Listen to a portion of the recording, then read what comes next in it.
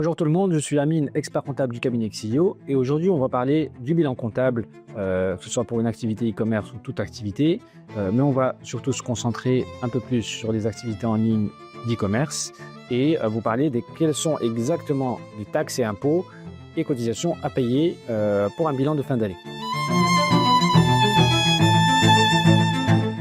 Donc si on parle d'une activité e-commerce, premièrement, le sujet qui revient le plus souvent, c'est la TVA.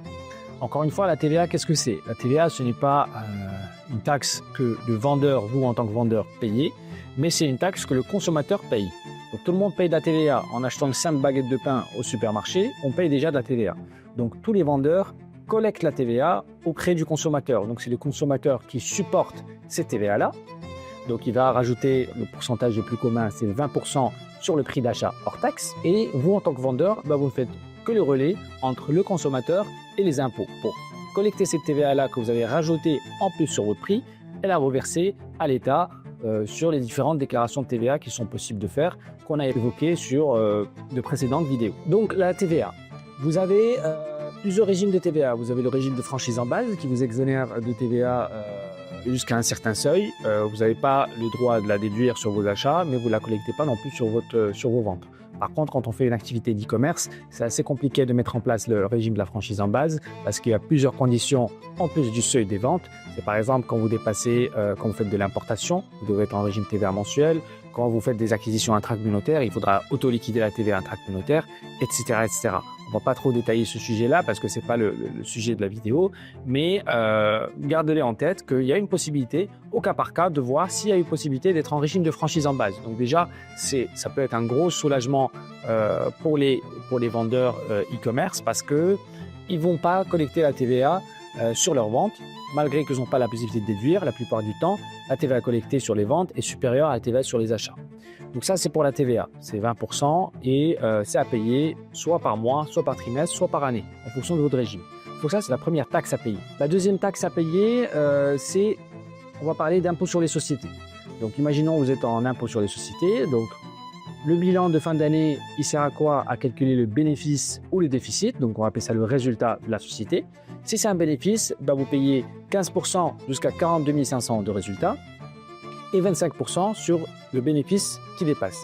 Donc si vous faites par exemple 50 000 euros de résultat, vous allez payer 15% sur les 42 500 et vous allez payer 25% sur les 7 500 euros qui restent. Donc c'est par tranche. Comment on calcule ce bénéfice ou ce résultat à la fin de l'année?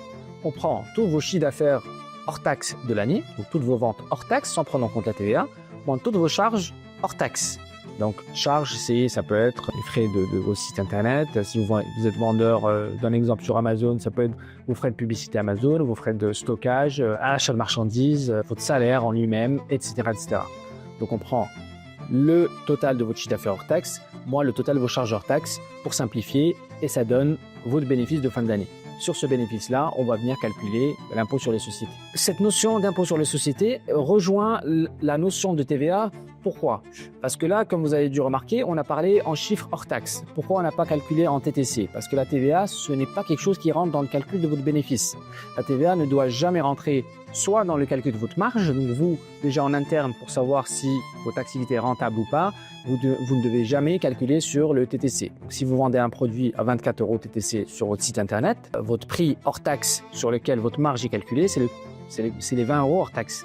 Donc, par exemple, si vous achetez un produit à 5 €, il vous coûte 5 € en frais de publicité, etc. au totalité, pour pouvoir le vendre au client et le présenter au client, ça fait 10 €.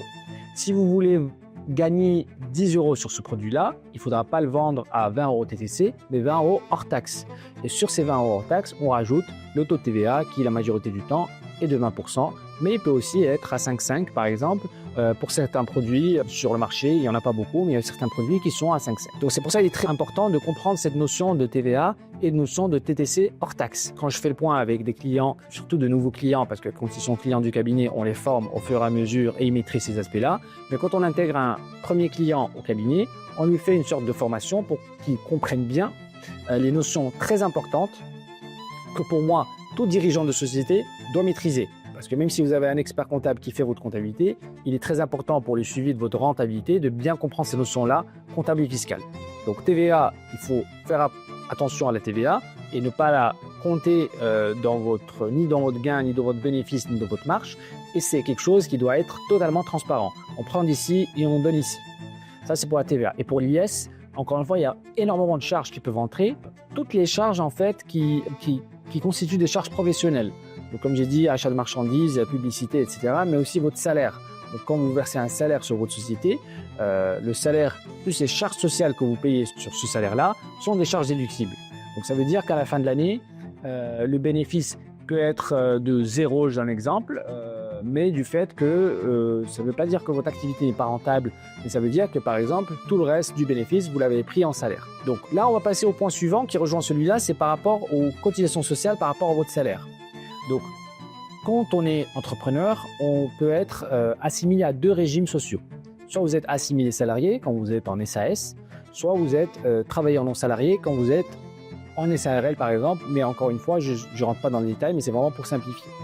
Donc quand vous êtes assimilé salarié, président d'une SAS, vous faites un bulletin de salaire pour vous, comme si c'était pour un salarié, et vous versez les charges sociales une fois par mois sur ce salaire-là. Donc là, on parle de 80% quand même sur le montant du salaire. Donc si vous versez 2 000 € de salaire, je vais vous faire la simulation là tout de suite, juste après.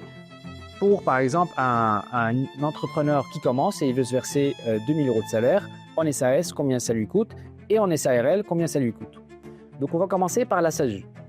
Si vous souhaitez vous verser 2 000 € net par mois de salaire, ça va vous coûter mensuellement 1 600 € en charges sociales. Donc à l'année, ça va donner quoi? À l'année, ça va donner un salaire annuel net de 24 000 €. Sur ce salaire-là, il y a très peu d'impôts sur revenu parce que c'est un salaire assez faible. Donc on va pas parler d'impôts sur revenu parce que c'est non significatif, c'est moins de 1 000 €. Mais par contre, vous allez payer presque 20 000 € de cotisation URSSAF. Donc ce qui fait un total chargé à l'année de 45 000 € entre les charges sociales et entre le salaire en lui-même. Mais l'avantage de l'autre côté, c'est que ces 45 000 sont une charge déductible de votre société. Donc si vous êtes sur la tranche élevée de l'impôt sur les sociétés, vous allez économiser 25% de 40 000 à peu près, donc ce qui fait un peu plus de 10 000 €. Donc vous allez payer d'un côté 20 000 € de charges URSSAF, mais de l'autre côté, vous avez économisé 10 000 € d'IS, donc ce qui fait que 10 000 € à payer. Par contre, pour un entrepreneur qui commence, ce n'est pas forcément le meilleur statut juridique à choisir pour se verser un salaire. Là, on va parler de l'URL. Comme j'ai dit, sur l'URL, vous êtes en statut non salarié. Donc ça veut dire vous n'avez pas besoin de vous verser un bulletin de salaire, mais il faut quand même payer des cotisations sociales qui sont moindres que si vous êtes en SAS. Donc on va voir ça ensemble. Pour l'URL, si vous versez toujours 2 000 € de salaire net par mois, ça va vous coûter beaucoup moins qu'en SASU, ça va vous coûter 800 € par mois. Encore une fois, sur l'année, ça fait 24 000 € net de rémunération, donc la même qu'en SASU. Par contre, à l'année, au lieu que ça vous fasse 45 000 € chargés, ça va vous faire que 35 000. Mais encore une fois, ces 35 000 totaux, qui comprennent la rémunération nette plus les charges sociales, sont déductibles de votre bénéfice. Donc ce qui fait que sur 35 000 € de rémunération, vous allez, total de rémunération chargée, vous allez économiser 25% sur ce montant-là. Donc ce qui fait à peu près 8 000 € d'économie d'IS.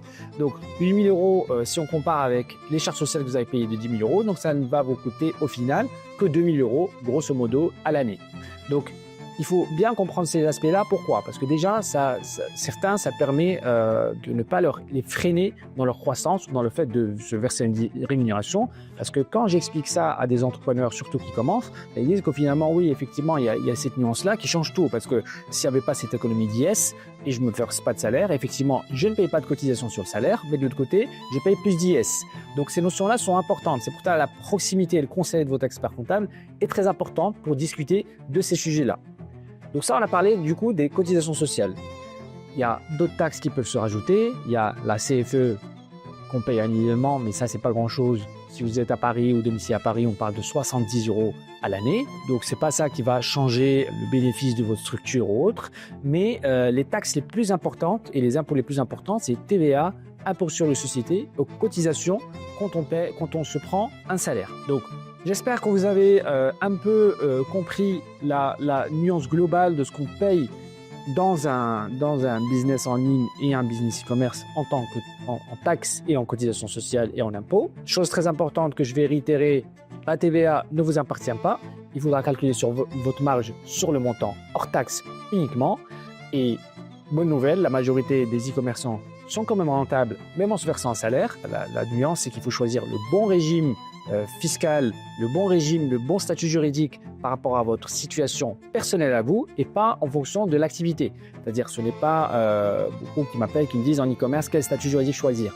Ce n'est pas du tout en fonction de l'e-commerce, mais en fonction de vos besoins à vous et votre situation personnelle à vous. Donc, si vous avez besoin d'un accompagnement sur la tenue de votre comptabilité, le calcul de vos taxes, TVA, impôts, peu importe, ou si vous avez besoin juste d'un conseil pour la création de votre société ou le conseil au choix de votre statut juridique et vos options fiscales, n'hésitez pas à nous envoyer un formulaire de contact sur le site pour qu'on parle plus en détail de votre besoin.